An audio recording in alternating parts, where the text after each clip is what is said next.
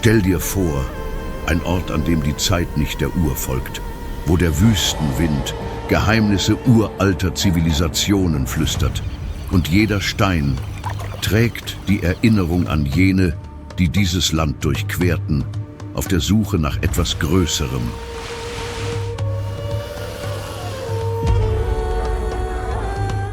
Mach dich bereit, denn heute wirst du unsichtbare Portale durchschreiten. Portale, die verbinden das Mystische, das Heilige und das absolut Unbeschreibliche. Willkommen zu den Wundern Marokkos.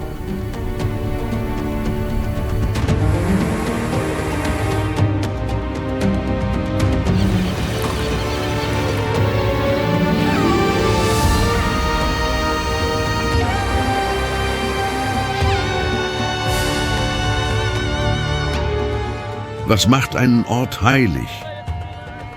Sind es seine übernatürlichen Landschaften, seine uralten Völker oder vielleicht die unerklärliche Energie, die deine Seele erzittern lässt, noch bevor deine Füße den Boden berühren? Marokko, das Tor, das Afrika mit dem Süden Europas verbindet, umgeben vom Atlantischen Ozean, vom Mittelmeer und den Grenzen zu Algerien und der Westsahara. Mit über 37 Millionen Einwohnern und Städten, die Geschichte atmen. Von Norden nach Süden sind es fast 2300 Kilometer, voller Gegensätze und unendlicher Schönheit.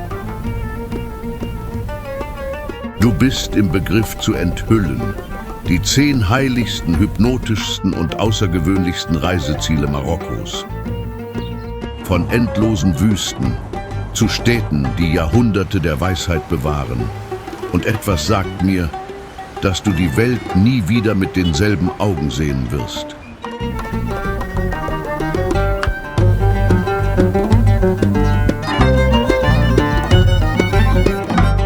Vom hypnotischen Gold der Dünen, von Erkchebi zum tiefen Blau, das Chefchaouen umhüllt, von der kolossalen Stille der Schluchten von Todra und Dades zur ewigen Erhabenheit von Aït Ben Haddou. Jedes Ziel birgt ein Erlebnis, das das Verständnis übersteigt.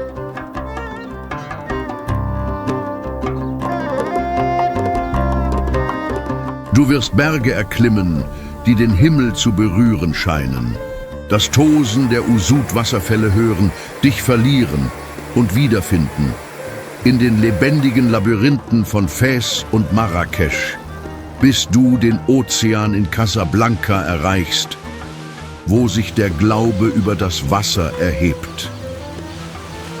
Aber Vorsicht, dies ist nicht nur eine Dokumentation, es ist eine Überquerung, eine Reise, die nicht nur auf der Landkarte stattfindet. Sie geschieht hier, in deinem Inneren. Übrigens, bevor wir fortfahren, schau nach, ob du unseren Kanal Unser Planet bereits abonniert hast. So stellst du sicher, dass dir die nächsten Reisen nicht entgehen. Jetzt aber atme tief ein, denn was kommt, ist einfach atemberaubend.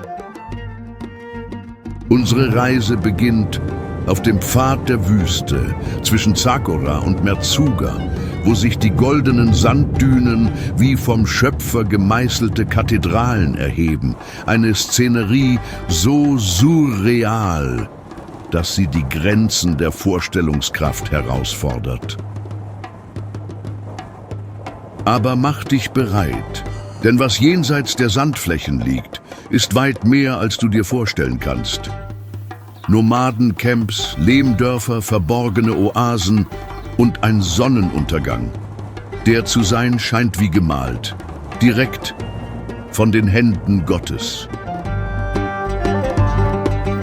Also begleite mich, denn jetzt wird der Pfad der Wüste im Begriff sein, zu enthüllen, seine größten Geheimnisse.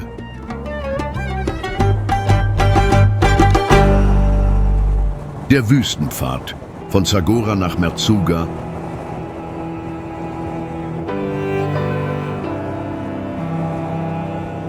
Stell dir vor, eine Straße, die am Horizont verschwindet, auf der einen Seite karge Berge, auf der anderen Oasen, die wie Wunder mitten im Nichts auftauchen. Willkommen auf dem legendären Pfad, der Zagora mit Merzouga verbindet. Eine Strecke von über 360 Kilometern durch das Herz der marokkanischen Wüste. Hier gibt es keine Verkehrsschilder. Der Wegweiser sind die Winde, die Dünen und die Spuren der Karawanen, die seit Jahrhunderten dieses Land durchquerten, Salz, Gold und Geschichten tragend. Und weißt du, jedes Sandkorn trägt die Erinnerung an ein Volk, das sich nie vom Wüstenwind beugen ließ. Das Draa-Tal erscheint gleich hinter Zagora. Ein Lebensband inmitten der weiten, kargen Landschaft. Es sind mehr als 200 Kilometer Palmenhaine, Oasen, die ganze Dörfer umarmen, Lehmburgen, die wie aus der Erde gewachsen scheinen, und grüne Felder, die der Logik dieser unwirtlichen Umgebung trotzen.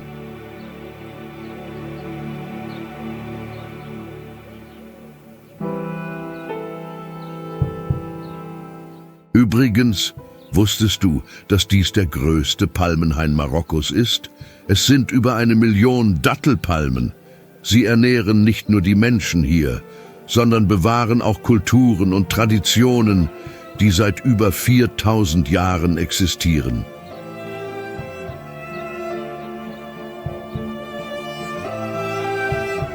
Je weiter wir vordringen, desto mehr Kaspers tauchen auf. Echte Lehmburgen, die einst Händler, Familien und Karawanen beschützten.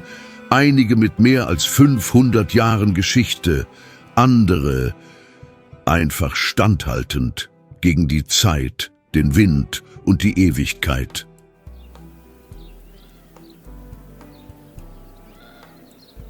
Der Weg nach Merzouga ist nicht nur eine geografische Reise. Es ist eine Reise durch die Zeit, über uralte Pfade, durch Dörfer, in denen das Leben seit Jahrhunderten stillsteht. Und jedes Gesicht, jedes Lächeln erzählt eine Geschichte, die du in keinem Buch finden wirst. Wenn der Sand beginnt, die Landschaft zu beherrschen, erscheint Erkchebi, eine Kette monumentaler Dünen. Einige ragen bis zu 150 Meter hoch, als wären sie Kathedralen gemeißelt, vom Schöpfer selbst.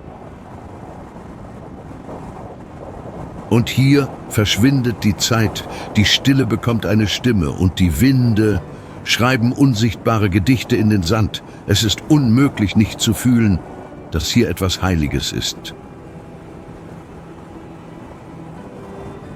Stell dir vor, du siehst den Sonnenuntergang vom Gipfel einer 150 Meter hohen Düne.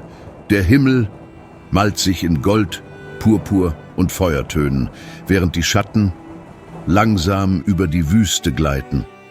Und alles scheint stillzustehen. Die Nächte hier sind ein Schauspiel für sich. Der Himmel verwandelt sich in ein Meer aus Sternen, keine Stadtlichter, keine Geräusche. Nur du, das Universum und das Flüstern des Windes, das zu tragen scheint Botschaften aus der Unendlichkeit. Die Nomadenlager sind eine Einladung, um wie die Tuareg zu leben, in Berberzelten schlafen, unter dem sternenreichsten Himmel, den du je gesehen hast, Geschichten am Lagerfeuer teilen, einen Minztee genießen, während dir klar wird, dass hier weniger so viel mehr ist. Übrigens, wenn dir diese Reise schon gezeigt hat, wie außergewöhnlich unsere Welt ist, schau nach, ob du unseren Kanal Unser Planet schon abonniert hast. So stellst du sicher, dass die nächsten Reisen weiter deinen Weg kreuzen. Sieh hin, die vom Wind geformten Silhouetten, der Sand, tanzend im Licht des Schöpfers.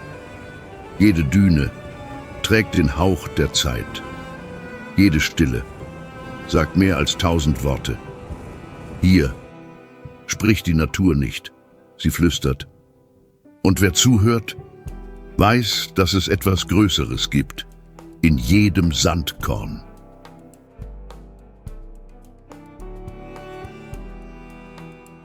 Und wenn du denkst, dass Marokko nur Sand, Dünen und goldene Wüsten ist, mach dich bereit, denn gleich voraus färbt sich der Horizont blau.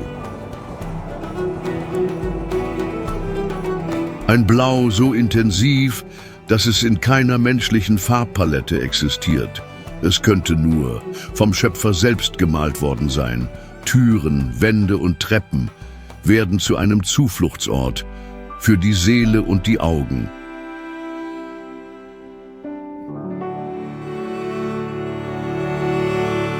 Chefchaouen, das Blau, das die Seele leitet.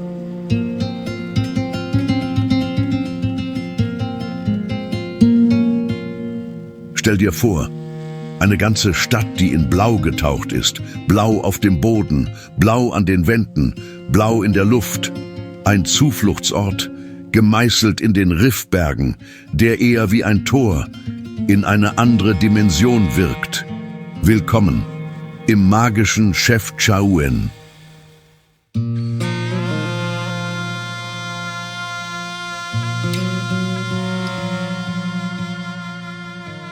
Gegründet im Jahr 1492 von Muslimen und Juden, die vor der Inquisition in Spanien flohen. Chefchaouen wurde als ein Heiligtum des Friedens geboren. Ein Versteck, das sich bald verwandeln sollte in eine der fotogensten und spirituellsten Städte der Welt. Aber warum ist hier alles blau?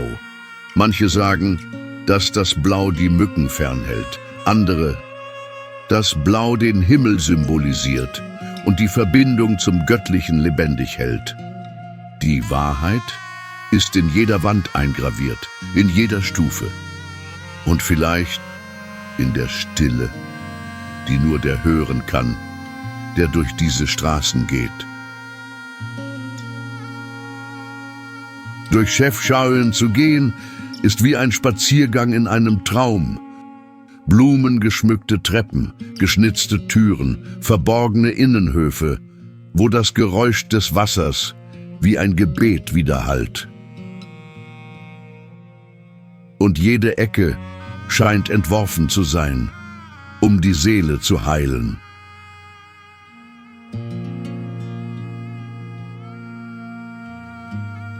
Übrigens, wenn du Kunsthandwerk liebst, wirst du dich verlieren und wiederfinden in den örtlichen Souks.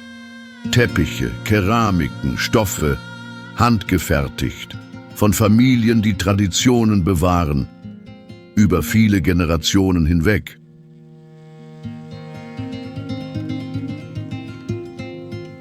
Und wundere dich nicht, wenn plötzlich vor dir ein verstecktes Riad auftaucht.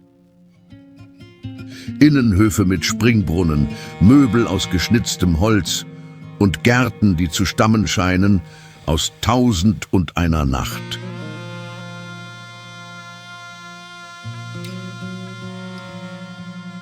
Chefchaouen liegt etwa 120 Kilometer von Tanger entfernt und 350 Kilometer von der Hauptstadt Rabat. Eingebettet in die Riffberge ruht die Stadt auf über 560 Metern Höhe, was erklärt dieses milde Klima und diese fast mystische Atmosphäre.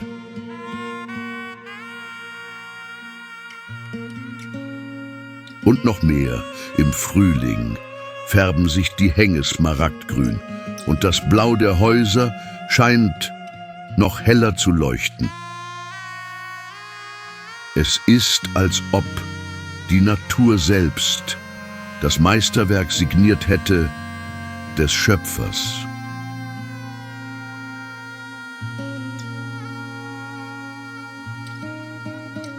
Die weißen Moscheen stehen im Kontrast zum unendlichen Blau. Und von oben bietet der Aussichtspunkt der spanischen Moschee einen Blick, der einfach in keine Worte passt. Der Sonnenuntergang färbt den Himmel golden, während die Stadt zu schweben scheint, mitten in den Bergen.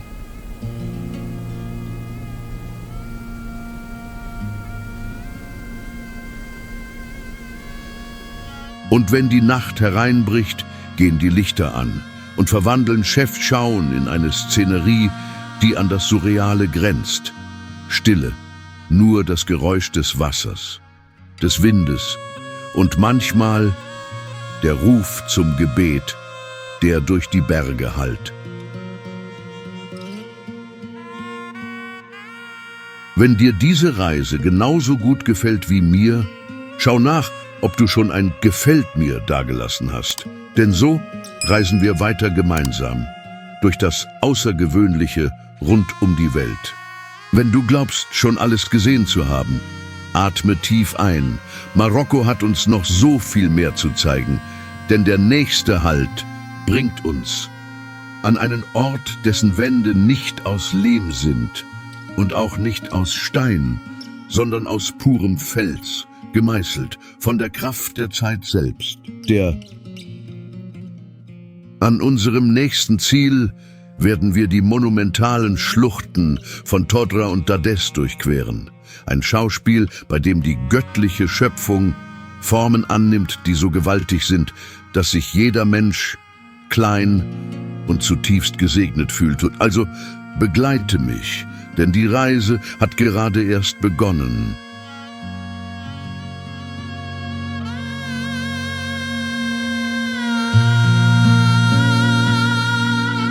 Todra und Dades, die Schluchten des Unerwarteten.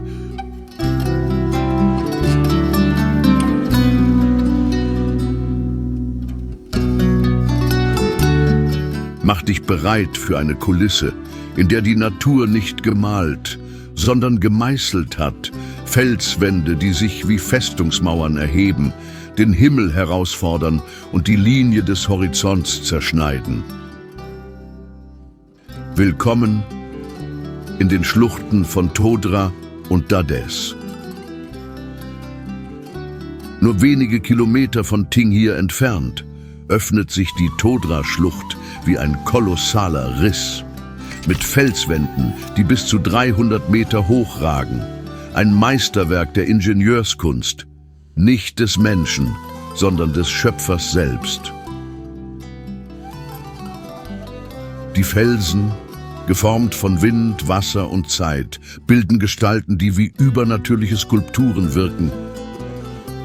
Die Engstelle der Schlucht misst an manchen Stellen gerade einmal 10 Meter in der Breite. Und hier fühlt man sich winzig. Mit jedem Schritt gibt das Echo den Klang deiner eigenen Existenz zurück. Es ist, als würde die Wüste selbst dich beobachten. Durch dieses steinerne Labyrinth zu gehen, ist wie ein Gang hinter die Kulissen der Schöpfung. Das Rauschen der kleinen Flüsse, die hier noch fließen, vermischt sich mit der erdrückenden Stille der Wände, die sich hoch über deinem Kopf erheben. Und das ist noch nicht alles. Nur wenige Kilometer entfernt liegt das Dades-Tal, wo sich das Relief beugt, windet und dreht, Straßen erschafft, die zu sein scheinen, als wären sie von unsichtbaren Händen gezeichnet. Die sogenannten Kurven des Dades sind ein Schauspiel für sich, eine Abfolge von Zickzacks, so perfekt, dass sie wie das Werk eines himmlischen Architekten wirken.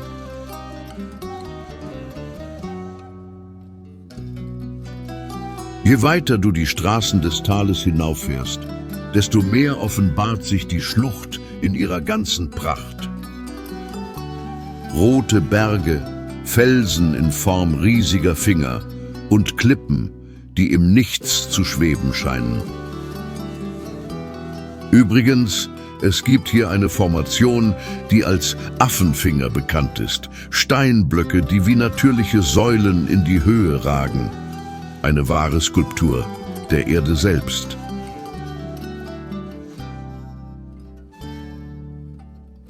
Am faszinierendsten ist, zu sehen, wie inmitten dieser rauen Landschaft das Leben erblüht. Palmen wachsen an den Flussufern. Kleine Berberdörfer klammerten sich an die Hänge, als wollten sie die Schwerkraft selbst herausfordern.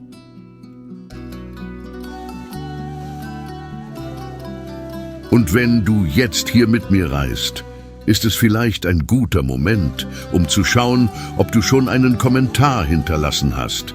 Erzähl mir, kanntest du diesen Ort schon? Oder bist du genauso fasziniert wie ich?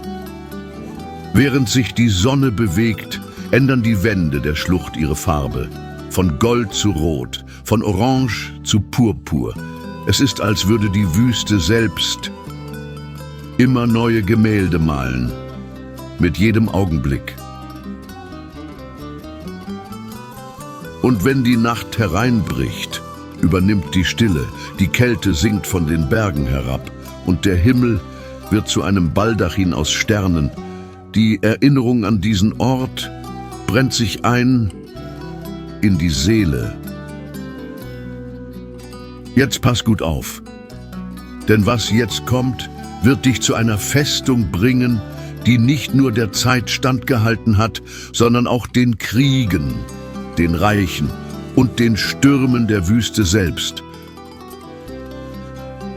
Am nächsten Ziel Ait Ben Haddou, die Festung der Ewigkeit, erwartet dich.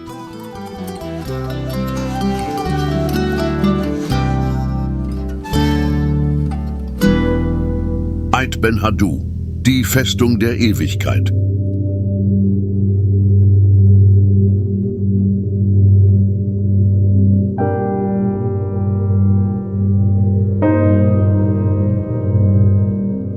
Stell dir eine Stadt vor, aus Lehm, Stein und Zeit erschaffen. Eine Festung, die nicht nur der Wüste trotzt, sondern auch den Jahrhunderten. Willkommen in Ait Ben Haddou, ein Juwel, eingebettet im Herzen Marokkos.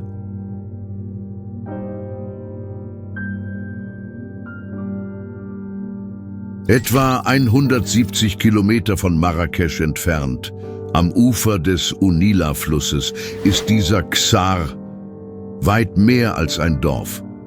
Er ist ein lebendiges Zeugnis einer Zeit, in der Karawanen die Sahara durchquerten, mit Salz, Gold und Geheimnissen beladen.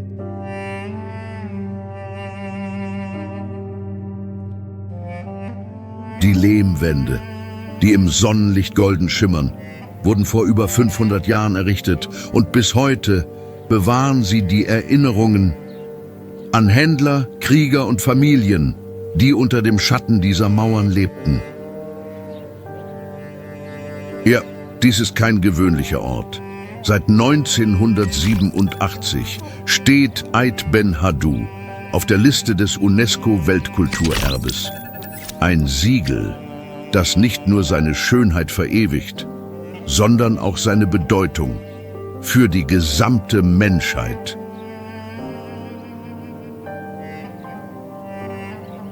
Die engen Gassen hinaufzusteigen, ist wie eine Reise in die Vergangenheit.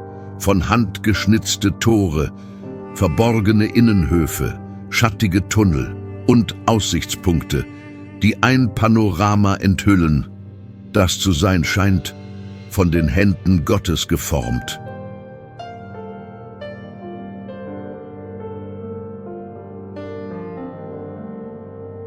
Übrigens, falls dir einige dieser Bilder bekannt vorkommen, ist das kein Zufall.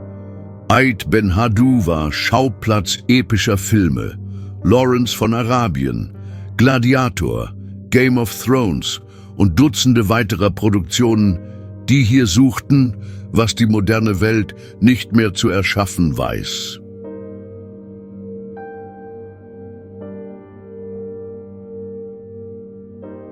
Beeindruckend ist nicht nur die Architektur, sondern wie sie im Einklang steht mit der umgebenden Landschaft. Es ist, als ob jeder Stein, jede Mauer in perfekter Harmonie wäre mit den Bergen, mit dem Himmel und mit der Stille der Wüste.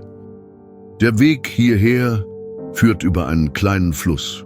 Im Sommer verschwindet er fast, doch in der Regenzeit spiegeln seine Wasser die goldene Silhouette der Festung wider. Ein lebendiges Gemälde, das sich verändert mit jeder Jahreszeit.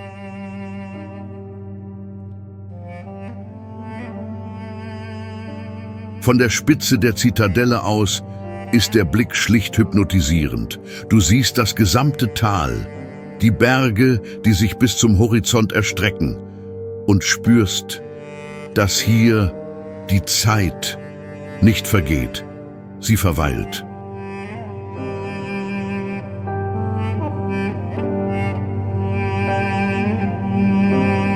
Beeindruckend, nicht wahr?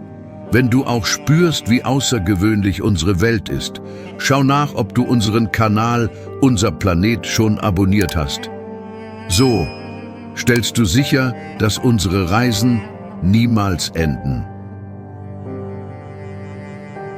Und wenn du glaubst, dass Marokko nur Wüste ist, warte, denn jetzt steigen wir hinauf, auf Wegen, die direkt in den Himmel führen, wo der Schnee, ja, der Schnee die Spitze Afrikas berührt. Am nächsten Ziel werden wir das Atlasgebirge erklimmen und das Imlil-Tal entdecken. Berberdörfer, die an den Hängen kleben, Wege, die Wälder, Flüsse und Felsen durchqueren und ganz oben der Berg Toubkal, der höchste Gipfel Nordafrikas. Ein Ort, an dem die Schöpfung sich offenbart, in einer solch majestätischen Form, dass selbst Worte klein erscheinen. Ich erwarte dich dort.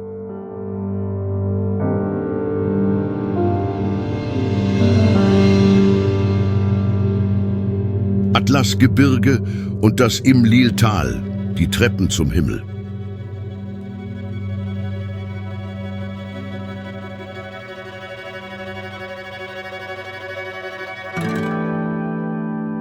Dies sind die Berge, die den Himmel wie Mauern durchschneiden.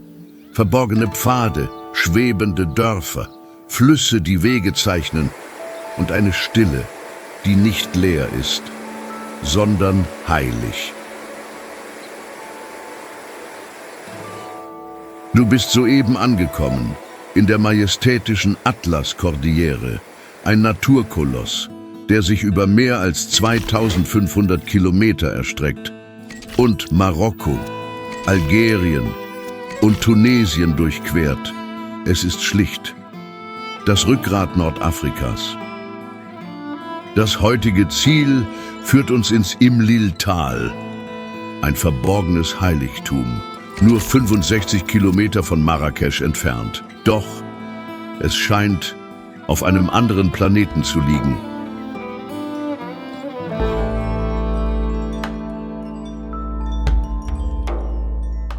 Hier balancieren die Berberdörfer an den Hängen. Steinhäuser, die wie aus dem Berg gewachsen wirken. Pfade schlängeln sich durch die Täler und ganz oben, immer gegenwärtig, alles beobachtend, der Berg Toubkal.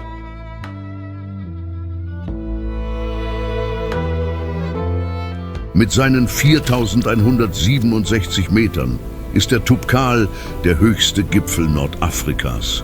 Ihn zu erklimmen ist nicht nur ein Aufstieg, es ist ein Ritual, eine Reise des Glaubens, der Ausdauer und der Kontemplation.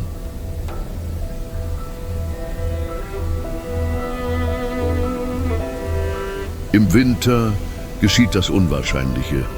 Die Berge Marokkos bedecken sich mit Schnee, weiße Gipfel, die unter der afrikanischen Sonne glänzen. Ein Kontrast, so surreal, dass er zu sein scheint, vom Schöpfer selbst gemalt.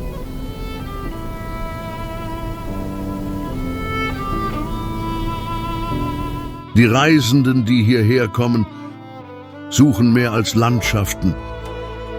Sie suchen Stille, sie suchen Verbindung, sie suchen das, was keine Stadt, kein Lärm zu bieten vermag.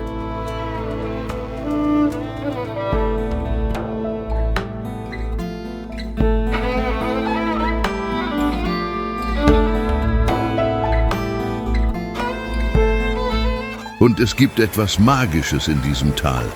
Das Geräusch des fließenden Wassers, der Duft von Brot, das in Lehmöfen gebacken wird. Das Lächeln der Kinder, die frei herumlaufen und noch nie eine Ampel gesehen haben. Übrigens, wenn du gerade all das hier mit mir erlebst, schau nach, ob du schon ein Gefällt mir dagelassen hast. Und so reisen wir weiter gemeinsam und entdecken das Außergewöhnliche rund um die Welt. Das Imlil-Tal ist auch bekannt als Tor zum Tubkal-Nationalpark, über 380 Quadratkilometer, mit Pfaden, Flüssen, Bergen und einer Tierwelt verborgen zwischen Felsen und Wäldern.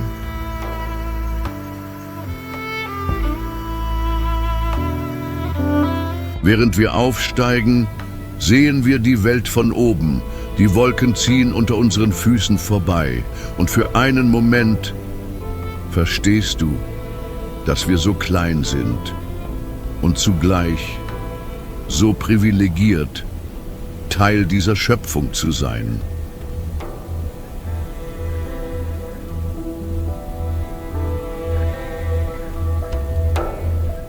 Und wenn das goldene Licht des Sonnenuntergangs die schneebedeckten Gipfel berührt, verwandelt sich der Atlas.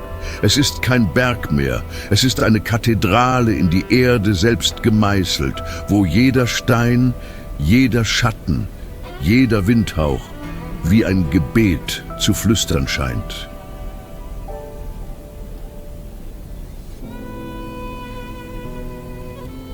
Aber mach dich bereit, denn jetzt steigen wir aus den Höhen hinab, um ein Schauspiel zu finden, das aus dem Boden entspringt, wo das Wasser vom Himmel fällt und selbst die Wüste herausfordert.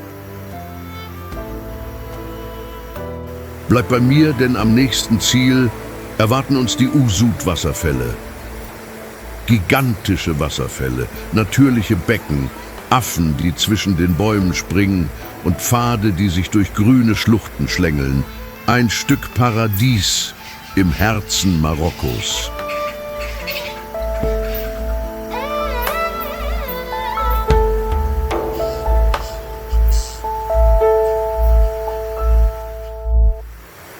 Uzaut-Wasserfälle, die Kraft des Wassers.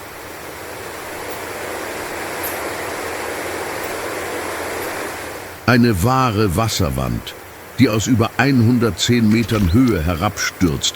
Eine natürliche Symphonie, in der der Klang des Wassers umhüllt, hypnotisiert und reinigt.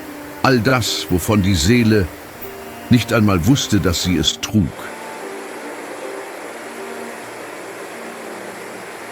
Du bist soeben angekommen an den Usut-Wasserfällen, dem größten und beeindruckendsten Wasserfallensemble ganz Marokkos, etwa 150 Kilometer von Marrakesch entfernt gelegen.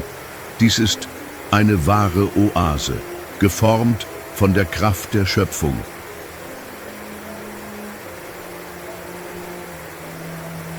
Der El Abid-Fluss stürzt über Klippen aus rötlichem Kalkstein und bildet eine Abfolge von Kaskaden, die sich über mehrere Stufen erstrecken. Das Wasser zeichnet weiße Schleier, die sich im Grün der Hänge und im Rot der Felsen auflösen.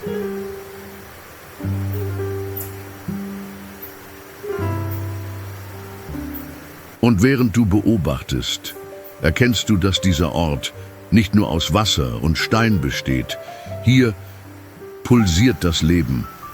Berberaffen springen zwischen den Ästen, sie spielen, lugen hervor und manchmal versuchen sie sogar, dir das Essen zu stehlen.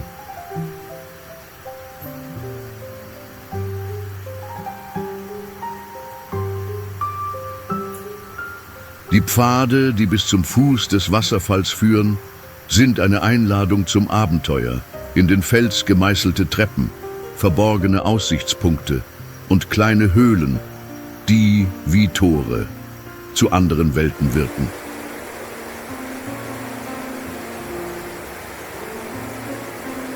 Übrigens, mach dich bereit, denn mit jeder Kurve verändert sich der Blick. An manchen Stellen kannst du so nah herantreten, dass du das Wasser im Gesicht spürst wie eine Umarmung der Natur selbst.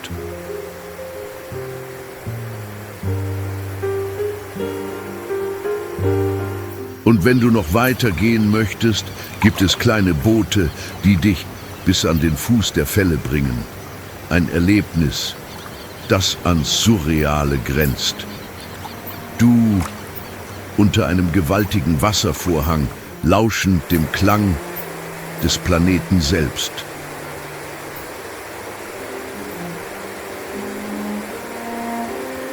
Und weißt du, wenn dich diese Reise bis hierhin schon hat erkennen lassen, wie außergewöhnlich unsere Welt ist, schau nach, ob du unseren Kanal Unser Planet schon abonniert hast.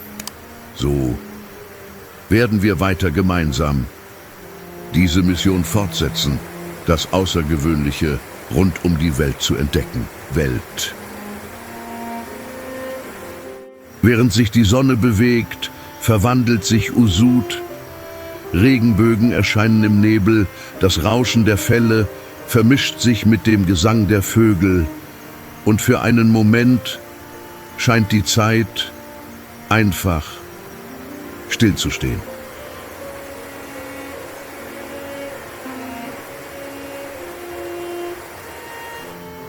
Doch jetzt mach dich bereit, denn der nächste Halt wird all deine Sinne wecken. Klänge, Farben, Düfte, Geschichten und eine Energie, die pulsiert ohne Unterlass.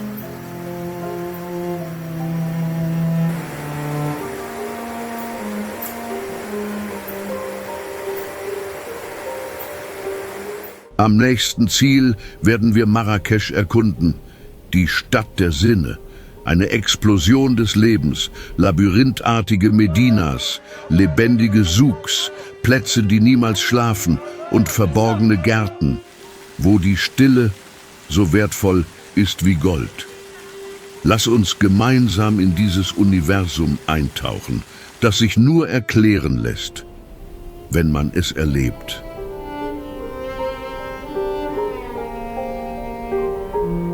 Marrakesch, die Stadt der Sinne.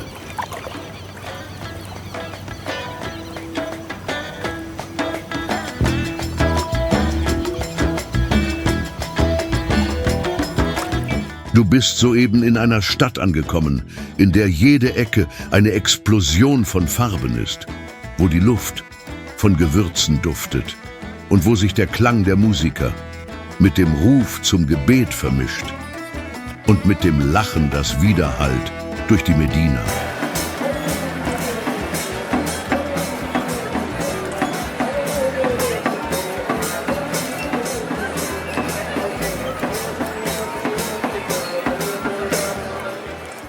Willkommen in Marrakesch, der roten Stadt, ein pulsierendes Labyrinth, in dem Tradition und Moderne Seite an Seite tanzen.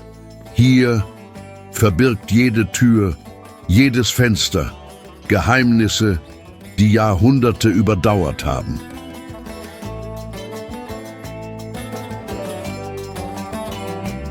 Das Herz der Stadt schlägt auf dem Platz Jemaa 11 nah, ein Freilufttheater, Schlangenbeschwörer, Zauberer, Musiker, Händler und Geschichten liegen in der Luft, als wären sie Teil der Kulisse selbst.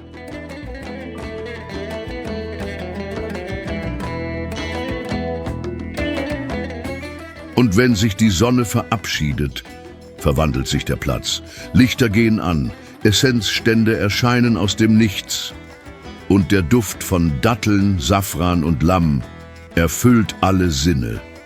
Marrakesch wird nicht besucht, es wird gefühlt.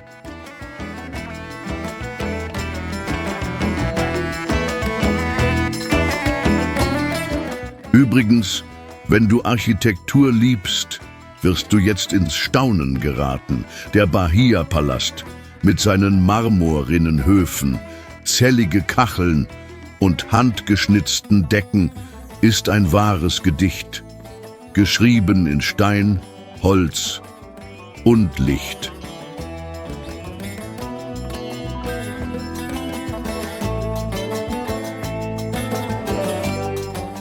Die Majorelle-Gärten sind ein blau-grünes Refugium mitten im städtischen Chaos.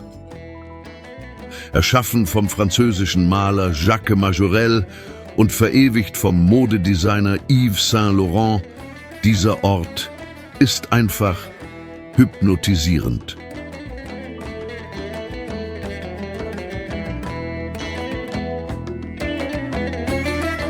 Und dort am Horizont, immer alles beobachtend, steht die Koutoubia-Moschee.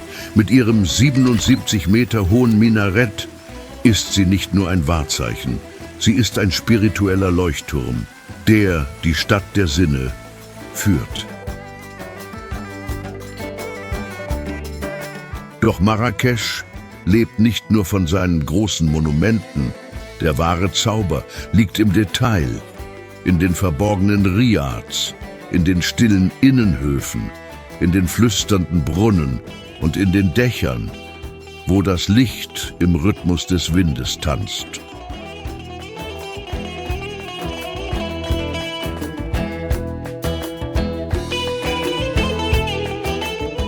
Die Gassen der Medina sind ein eigenes Universum. Märkte, die alles verkaufen, Teppiche, Lampen, Gewürze, Leder und manchmal etwas, von dem du nicht wusstest, dass es existiert, das dir nun unverzichtbar erscheint.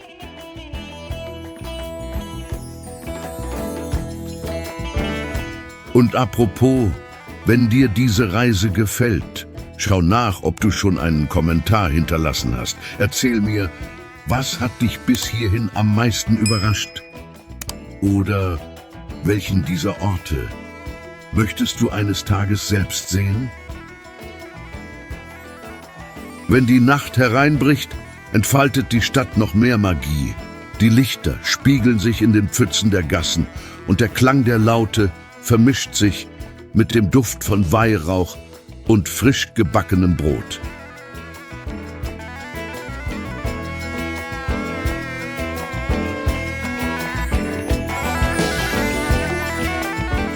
Und wenn du denkst, du hättest schon alles gesehen, überrascht dich Marrakesch erneut. Eine Tür öffnet sich und enthüllt einen verborgenen Garten, ein geheimes Riad, einen Raum, in dem die Zeit einfach vergessen hat, weiterzugehen.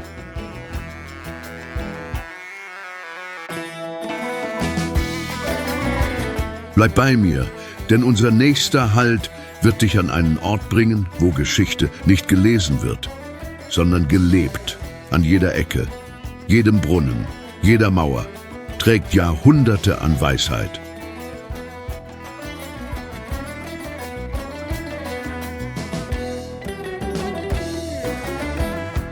Am nächsten Ziel werden wir Efes erkunden, das Labyrinth der alten Weisheit.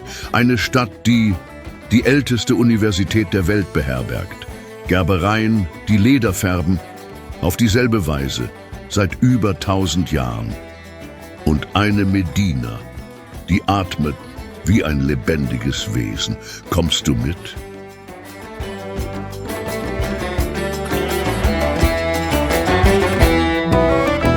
Fes, das Labyrinth der uralten Weisheit.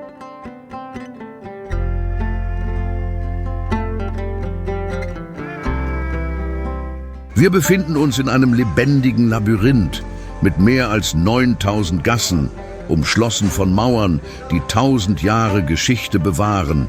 Willkommen in der mystischen, intensiven und absolut faszinierenden Stadt Fes.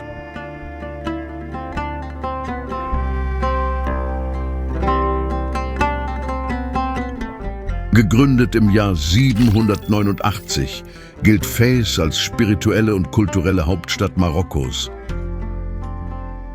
Hier werden Traditionen nicht nur erinnert, sie werden gelebt.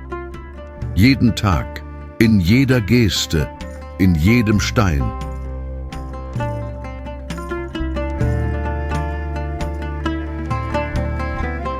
Die Medina von Fez ist die größte der Welt, ein wahrer, lebendiger Organismus, wo Vergangenheit und Gegenwart sich vermischen, ohne um Erlaubnis zu bitten.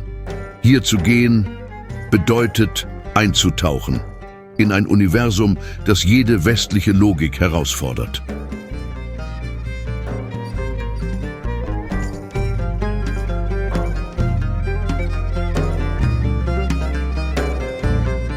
Die Gassen sind so schmal, dass moderne Transportmittel einfach nicht hineinpassen. Hier weicht das Geräusch der Autos, dem Hufschlag der Esel und dem Flüstern der Geschichten, die von den Mauern widerhallen. Im Herzen der Medina befindet sich die Universität Al-Qarawiyyin, vom Guinness-Buch anerkannt, als die älteste der Welt, die ununterbrochen in Betrieb ist, gegründet im Jahr 859 von einer visionären Frau, Fatima al-Fihri.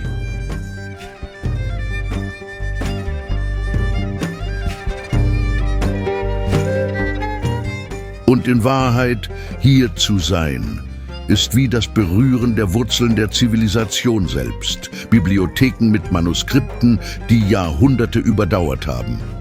Studienräume, in denen Wissen widerhallt seit dem Mittelalter.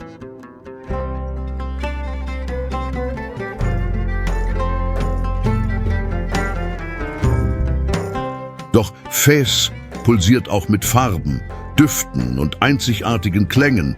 In den Gerbereien wird Leder gegerbt, genau wie vor über 1000 Jahren. Ein Ritual, das Geduld und millimetergenaue Präzision erfordert.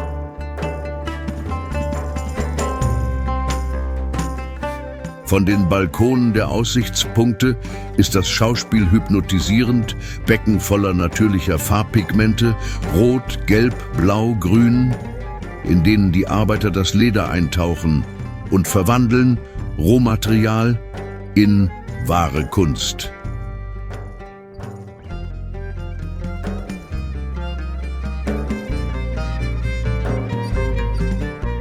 Die Düfte hier sind intensiv. Sie vermischen sich mit dem Geruch der Pigmente, der Gewürze, des nassen Leders und der Geschichte selbst. Für manche ist es unangenehm, aber für alle absolut unvergesslich.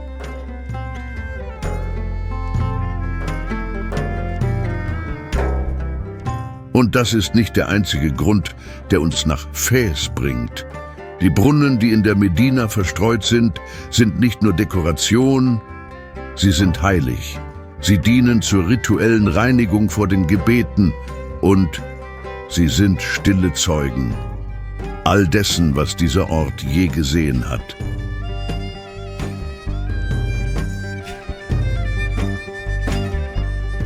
Und wenn dich diese Reise schon in irgendeiner Weise berührt hat, schau nach, ob du schon ein Gefällt mir dagelassen hast. Denn Marokko hat uns noch so viel zu zeigen. Und wenn du glaubst, dich verirrt zu haben, findest du in Wahrheit zu dir selbst. Denn Fez ist nicht nur ein Ort, es ist eine Sinneserfahrung, geistig, spirituell und vor allem eine Reise in dein Inneres.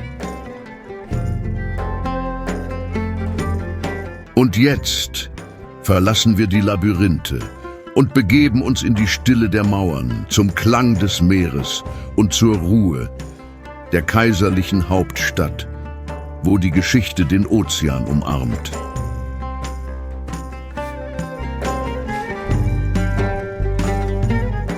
Unser nächstes Ziel enthüllt Rabat, die Hauptstadt der kaiserlichen Stille.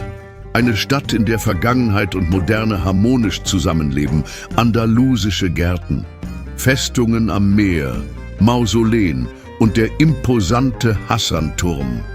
Ein Refugium, der Ruhe, der Schönheit und der Erhabenheit.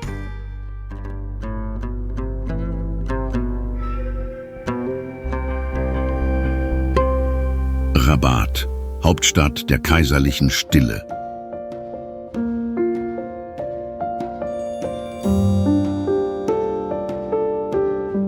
Stellen Sie sich vor, durch eine Stadt zu gehen, in der sich das Rauschen der Wellen mit dem Echo von Jahrhunderten Geschichte vermischt, wo Steinmauern andalusische Gärten umarmen, Moscheen und Festungen, die der Zeit trotzen. Willkommen in der majestätischen Gelassenheit von Rabat.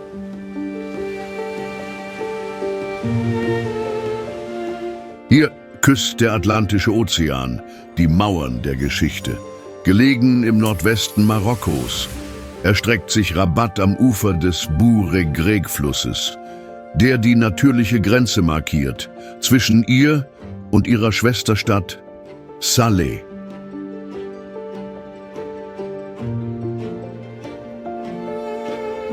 Auf der einen Seite der blaue Horizont des Ozeans, auf der anderen zeichnen sich in der Ferne die Riftberge ab. Mit etwas mehr als 580.000 Einwohnern ist Rabat die zweitgrößte Stadt des Landes, vielleicht aber die ruhigste unter allen kaiserlichen Hauptstädten. Ihre strategische Lage machte Rabat zu einem Verbindungspunkt zwischen dem Inland, der Wüste und den Häfen, die nach Europa blicken.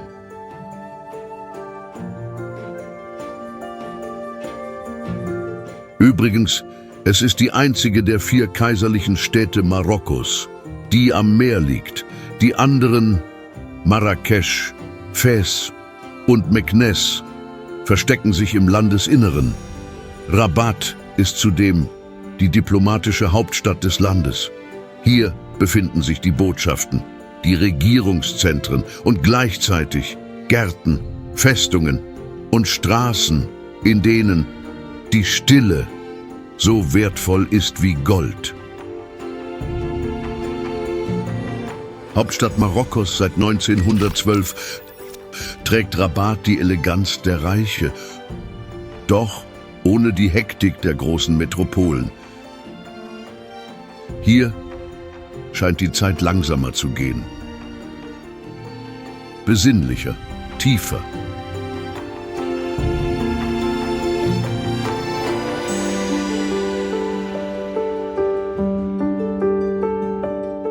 Am Ufer des Atlantiks bewahrt Rabat Monumente, die Dynastien überdauert haben.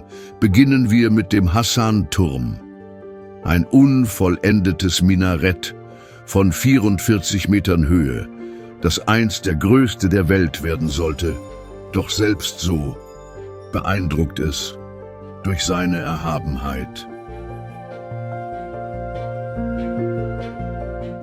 Neben dem Turm befindet sich das Mausoleum von Mohammed V, ein Tempel aus weißem Marmor mit grünen Dächern und goldenen Details. Hier ruhen 3 Generationen der marokkanischen Monarchie, ein Ort, an dem die Architektur ein Gebet ist, in Stein gemeißelt. Doch Rabat birgt noch weitere Geheimnisse.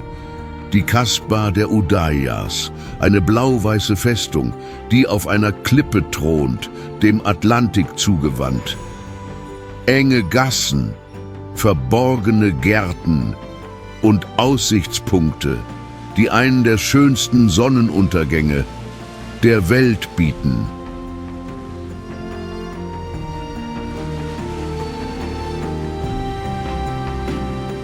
Es ist unmöglich, hier entlang zu gehen, ohne zu fühlen, dass dieser Ort ein Heiligtum des Friedens ist. Das Rauschen des Meeres vermischt sich mit dem Gesang der Vögel und dem Duft von Minze, der aus den Innenhöfen und den versteckten Cafés strömt. Aber täuschen Sie sich nicht. Hinter dieser Gelassenheit bewahrt Rabat Geschichten von Schlachten, von Reichen, die entstanden und untergingen, von Seefahrern, die von hier aufbrachen in das Unbekannte und von Königen, die das Schicksal einer Nation formten.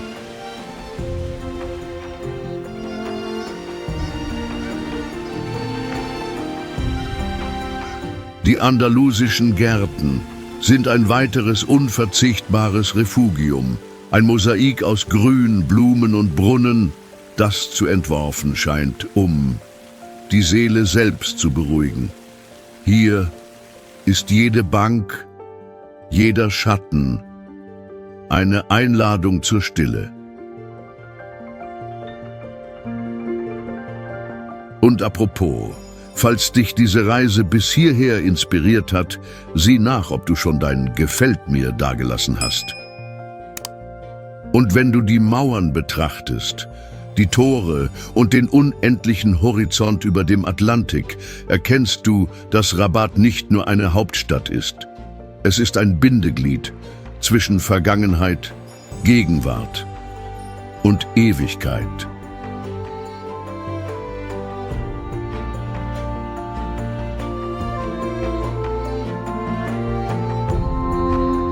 Doch jetzt führt uns unser Weg zum Ozean, zu einer modernen Stadt, doch zutiefst spirituell, wo sich der Glaube wörtlich über den Wassern erhebt.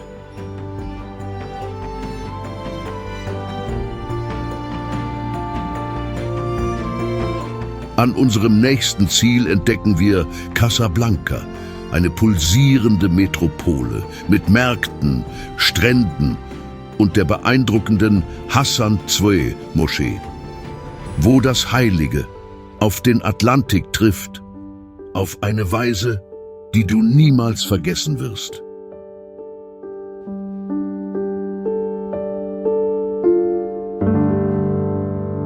Casablanca, Glaube über dem Ozean.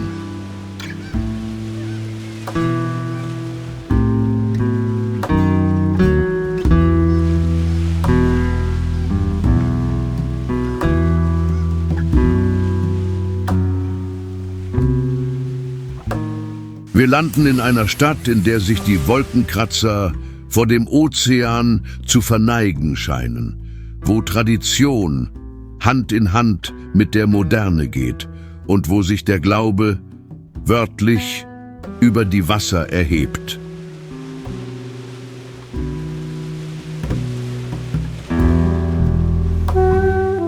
Willkommen in Casablanca, der größten Stadt Marokkos, mit mehr als 3,5 Millionen Einwohnern, dem wirtschaftlichen Herzen des Landes. Ein kosmopolitisches Zentrum, das pulsiert zwischen dem Rauschen der Wellen und dem Herzschlag einer Metropole, die niemals schläft. Am Horizont erhebt sich ein Monument, das die Grenzen der Architektur herausfordert, die Hassan-II-Moschee. Ein Meisterwerk, wörtlich erbaut über den Wassern des Atlantischen Ozeans. Ihre Pfeiler verankern sich in den Wellen.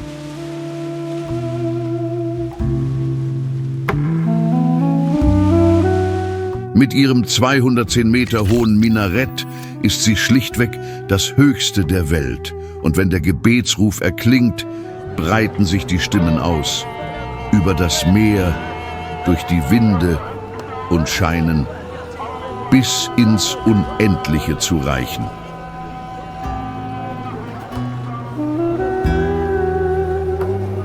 Das Innere ist noch beeindruckender. Gemeißelter Marmor, Zedernholzdächer, von Hand bemalt, gigantische Kronleuchter und eine so fortschrittliche Technik, dass sich ein Teil des Bodens öffnet und den Ozean direkt darunter offenbart. Übrigens, falls dir diese Reise bis hierher bewusst gemacht hat, wie außergewöhnlich unser Planet ist, sieh nach, ob du schon den Kanal abonniert hast. So stellst du sicher, dass unsere nächsten Reisen weiterhin deinen Weg kreuzen. Beachte, dass Casablanca nicht nur für seine Moschee steht. Es ist auch eine lebendige Stadt mit Märkten, Stränden, breiten Alleen, Art-Deco-Cafés und einer einzigartigen Mischung aus arabischer Tradition und französischem Einfluss. In den Straßen von Casablanca führen Vergangenheit und Zukunft ständig ein Gespräch, und es ist keine Seltenheit, eine moderne Straßenbahn neben einer jahrhundertealten Moschee vorbeifahren zu sehen. Eine Stadt, die versteht, dass Fortschritt nicht bedeutet, ihre Wurzeln zu vergessen.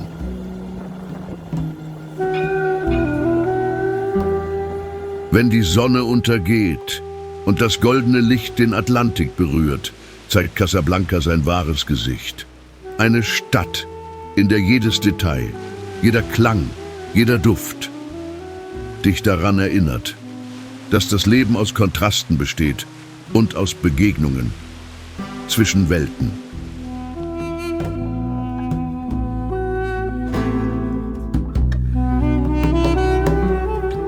Aber warte, unsere Reise hier mag sich dem Ende zuneigen. Doch die Welt B birgt noch Geheimnisse, die es zu entdecken gilt. Und glaub mir, was dich erwartet, wird dich noch mehr überraschen.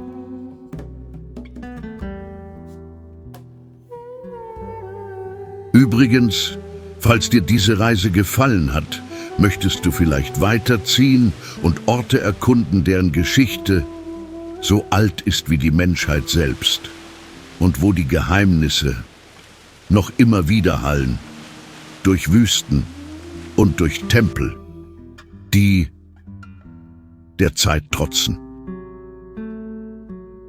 Also hör hier nicht auf. Die nächste Einladung ist eine Reise durch heilige Länder, wo die Schritte von Pharaonen, Propheten und ganzen Zivilisationen noch im Wind widerhallen. Wenn du die Wunder Ägyptens entdecken willst und die 10 verborgenen Orte jenseits der Pyramiden, klicke jetzt auf die Doku, die auf deinem Bildschirm erscheint, und setze deine Reise fort. Ich erwarte dich dort. Entdecke das Außergewöhnliche rund um den Globus, eine Umarmung, und bis zur nächsten Reise.